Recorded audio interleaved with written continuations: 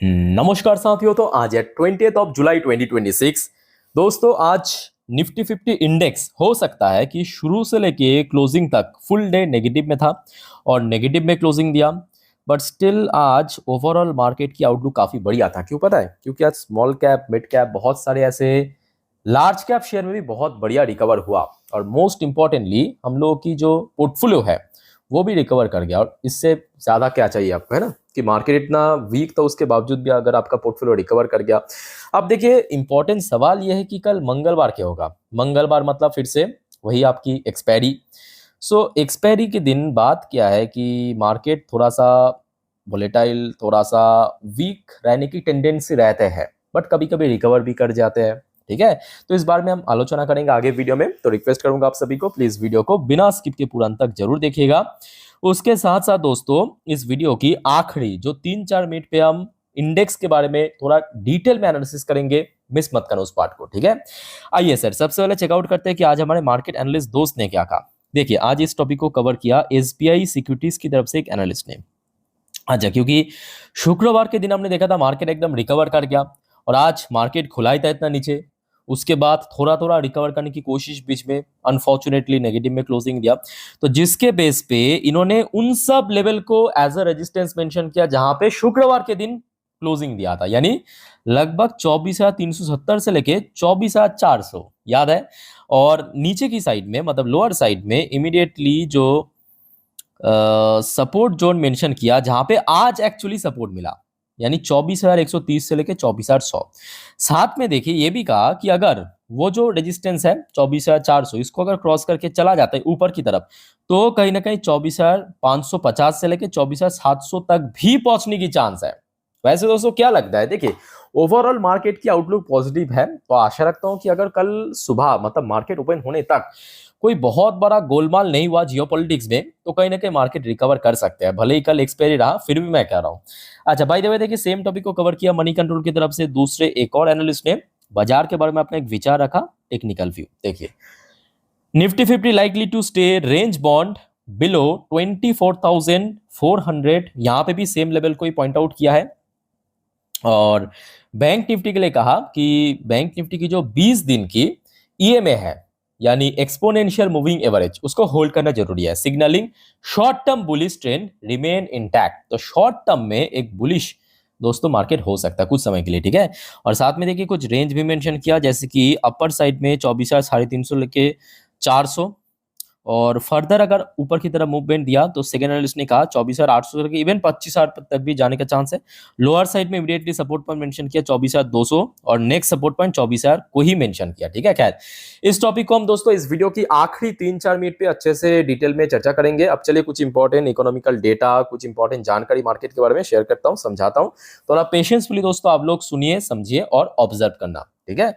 अच्छा, सबसे पहले आ जाइए इकरा की तरफ से एक एनालिसिस ने यहाँ पे एक रिपोर्ट आया है।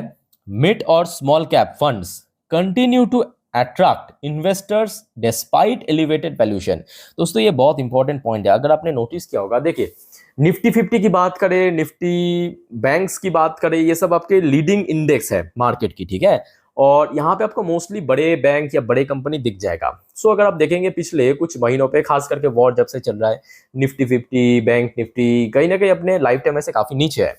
बल्कि दोस्तों अगर आप देखेंगे दूसरी तरफ, जब आप मिड कैप या स्मॉल कैप की इंडेक्सेस को, वो रिसेंटली, मतलब लास्ट वीक में अपने लाइफ टाइम हाई हिट किया। तो ये कहीं ना कहीं मैं कहूंगा कि फॉरेन इन्वेस्टर्स के लिए एक बहुत बड़ी, कह सकते हो कि अट्रैक्शन की, क्योंकि लगातार रिकवर कर रहा है। मतलब ऐसा नहीं, क्योंकि मिड कैप और स्मॉल कैप की अर्निंग्स भी काफी बढ़िया हो रहा है और क्वार्टर वन की अर्निंग्स दोस्तों एक बहुत बड़ी फैक्टर्स है, ठीक है?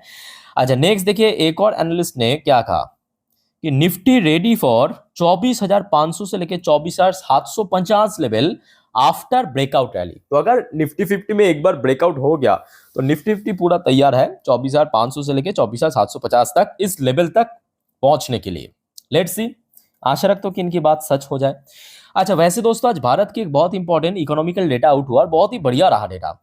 आज भारत की कोर सेक्टर की आउटपुट की डेटा आउट हुआ, जो मई, मतलब लास्ट मंथ के हिसाब से बहुत अच्छा परफॉर्म हुआ है। 5% की इस बार हमें ग्रोथ देखने को मिला, जबकि मई पे था, मैं आपको थोड़ा बॉक्स करके दिखाता हूँ, ये देखिए मई पे ये डेटा आया था 3.2%, और इस बार देखिए ईयर ऑन ईयर बेसिस पे 5% की ग्रोथ रखा, तो मतलब मंथ ऑन मंथ बेसिस पर भी ये डेटा काफी बढ़िया रहा।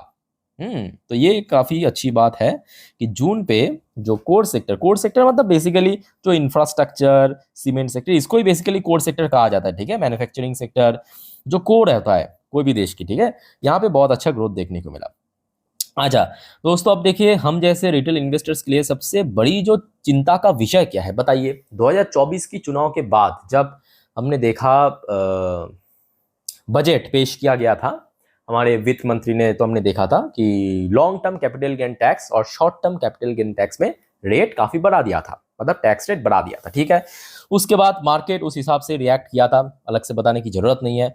अब दोस्तों आपको पता होगा कि आज यानी 20 तारीख भारत की जो पार्लियामेंट पे मॉनसून सेशन शुरू हो चुका है, मॉनसून सेशन शुरू हो चुका आज से। तो इस टॉपिक को एक्चुअली पार्लियामेंट पे रेस किया गया था, क्योंकि ऑब्वियसली इन्वेस्टर्स की तरफ से काफी बार पूछा गया था कि बताइए कि जो long term capital gain tax equity market के लिए वो कब तक कम होगा। तो उस चीज को ही जवाब देते हुए भारत की जो फाइनेंस मिनिस्ट्री की तरफ से ये जवाब आया है कि told the parliament on Monday, आज की डेट में, that there is no proposal to scrap long-term capital tax on equities for domestic investors despite recently easing tax rules for some foreign portfolio investors in government debt। दोस्तों आपको पता होगा recently मतलब वही पिछले एक महीने के अंदर ही बहुत कुछ यहाँ पे रेट में चेंजेस हुआ है।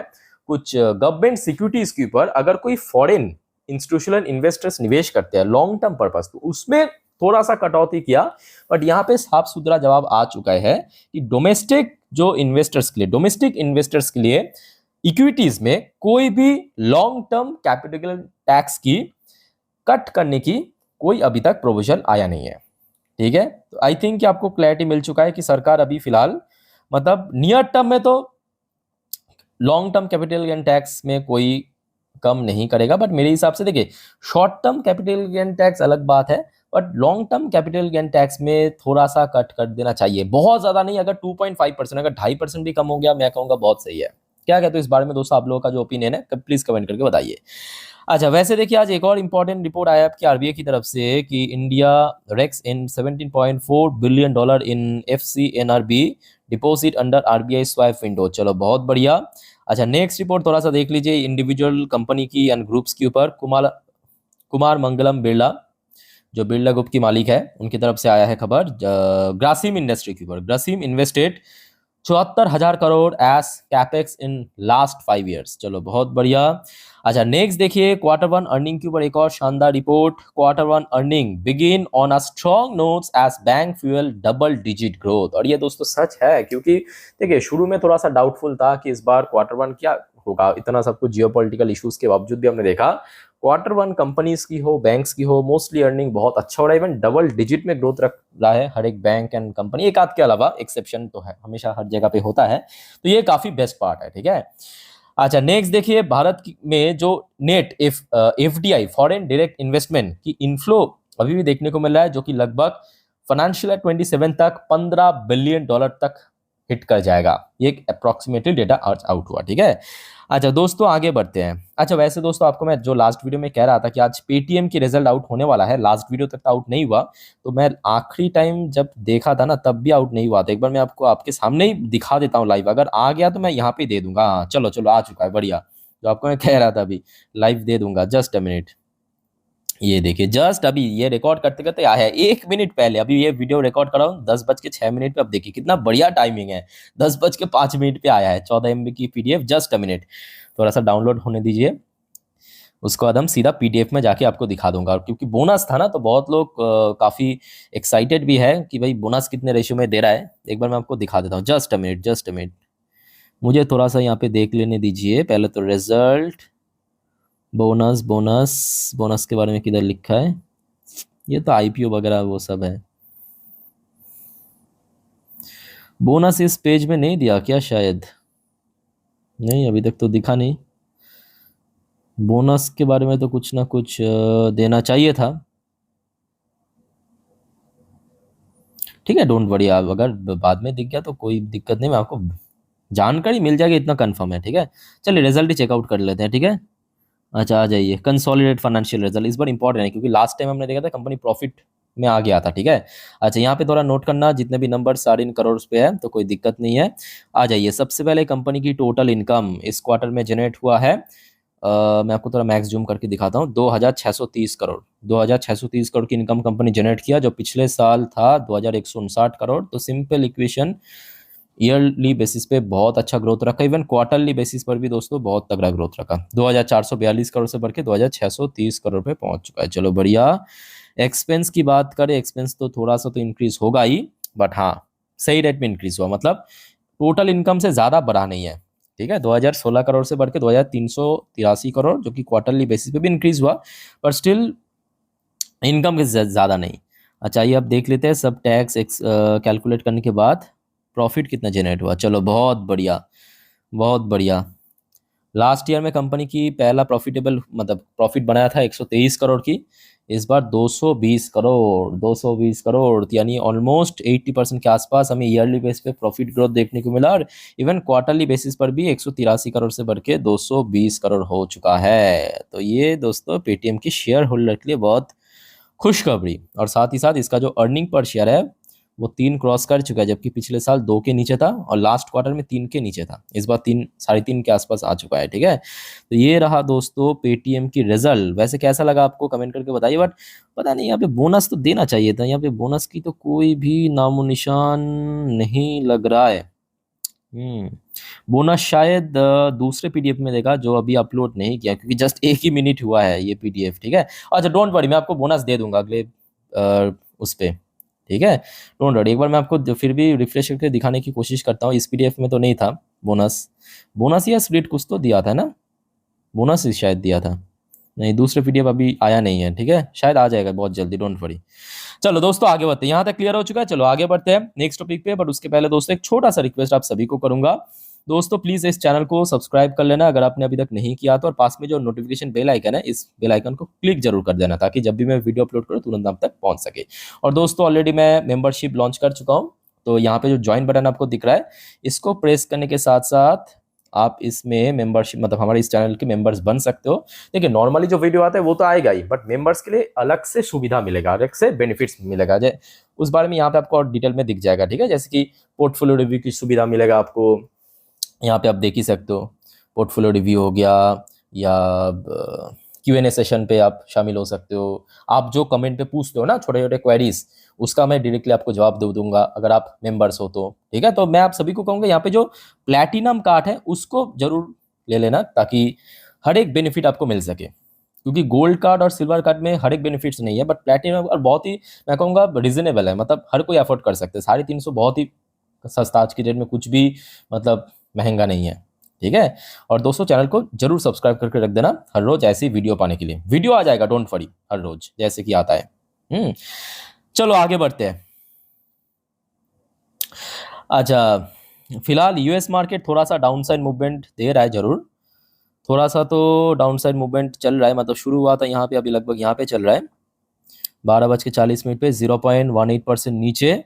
और दूसरी तरफ नैस्डैक कंपोजिट की पोजीशन फिर भी सही है, नैस्डैक 0.85% ऊपर। अच्छा क्रूड ऑयल फिलहाल स्टेबल है, क्रूड ऑयल में कोई बहुत बड़ा ऊंच नीच देखने को नहीं मिल रहा, क्रूड ऑयल लगभग वही 88 के आसपास ही चल रहा है। चलो बहुत बढ़िया, देखते हैं कि सुबह किस लेवल पे ओपन होता है, उसके ऊपर भी बहुत कुछ डिपेंड जरूर करेगा। अच्छा गोल्ड की प्राइस भी काफ़ी स्टेबल है, गोल्ड में भी कोई बहुत बड़ा चेंजेस देखने को नहीं मिल रहा है। सिल्वर वैसे रिकवर कर रहा है, सिल्वर अगर आप देखेंगे फिलहाल 1.5% रिकवर कर चुका है ऑलरेडी, सिल्वर 1.5% रिकवर कर चुका है, ठीक है। अच्छा इंडियन करेंसी की वैल्यूएशन लगभग स्टेबल है, इसमें कोई अभी चेंजेस देखने को नहीं मिल रहा है पिछले कुछ दिनों से। अच्छा कुछ इंडियन कंपनी की पोजीशन नोट करना, विप्रो एडीआर वर्जन जैसे कि 1% नीचे चल रहा है, आपके इन्फोसिस की एडीआर वर्जन ऑलमोस्ट रिकवर कर चुका है, शुरू में देखिए नीचे ओपन हुआ था, उसके बाद बैक टू बैक अभी रिकवरी चल रहा है, ऑलमोस्ट रिकवर कर ही चुका है, ठीक है।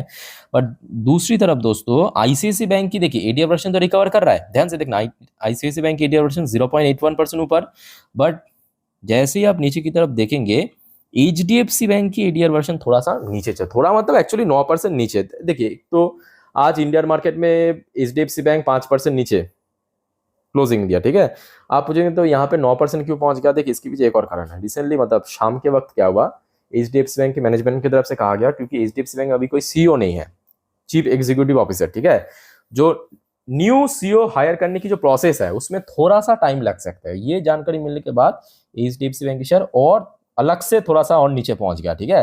तो कल देखिए एचडीएफसी बैंक पर मैं कहूंगा बहुत कुछ डिपेंड करेगा। अगर सब कुछ सही रहा तो कोई दिक्कत नहीं है, बट एचडीएफसी बैंक दोस्तों कल थोड़ा सा मार्केट को मार्केट को थोड़ा सा पेन दे सकता है, ठीक है।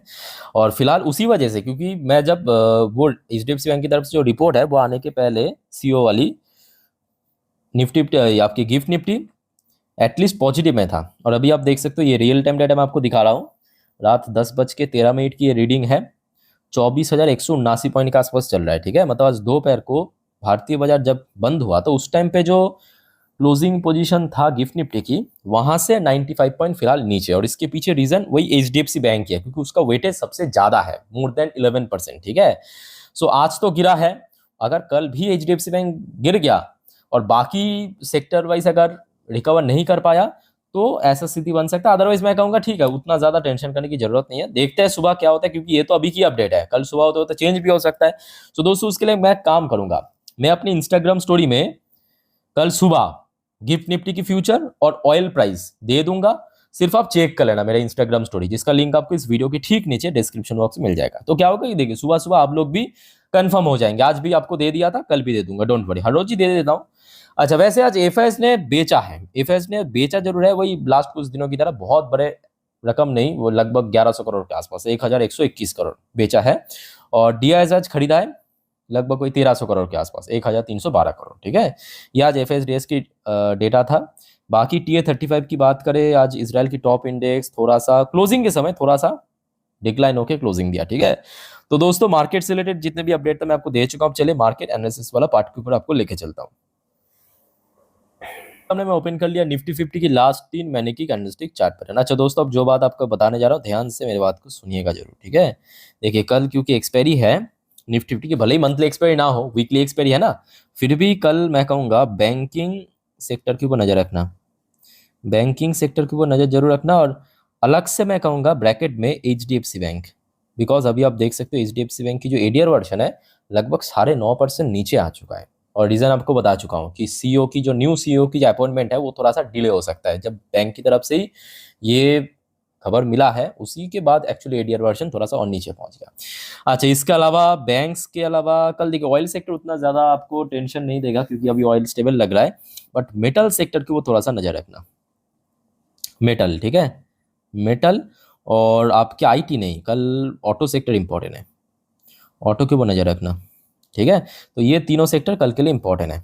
चलो बढ़िया आगे बढ़ते हैं। यहाँ पे आप देख सकते हो ये एक दिन की चार्ट पैटर्न, मतलब यहाँ पे जितने भी कैंडल्स है सब एक एक दिन को रिप्रेजेंट कर रहा है, ठीक है। अच्छा जैसे कि आपको मैं कल ही कहा था कि यहाँ पे जो ब्लू कलर की लाइन है वही आपको आज की डेट में सपोर्ट देगा। आप देखिए आज ये ब्लू, अच्छा जिनको पता नहीं है जान लीजिए, ब्लू कलर के लाइन की मतलब है 20 दिन की एमए, नीचे रेड कलर की लाइन की मतलब है 50 दिन की एमए। बेसिकली कुछ इंडिकेटर्स है जिसको तुम्हें पता चलता है कि कहाँ पे रेजिस्टेंस सपोर्ट वगैरह थोड़ा बहुत अंदाजा मिल जाता है, ठीक है। जैसे कि आप देखिए लास्ट डे मतलब शुक्रवार के दिन ये लंबू सा कैंडल बिल्ड किया, यहाँ पे सपोर्ट मिला, आज ये कैंडल बिल्ड किया उसी लेवल पे सपोर्ट मिला। तो कल के लिए दोस्तों जो नीचे की तरफ सपोर्ट पॉइंट है वही लेवल है, ये वाली लेवल, ठीक है। इसका नंबर आपके सामने 24,100 के आसपास, सिंपल बात, एकदम चीज को सिंपली समझिए।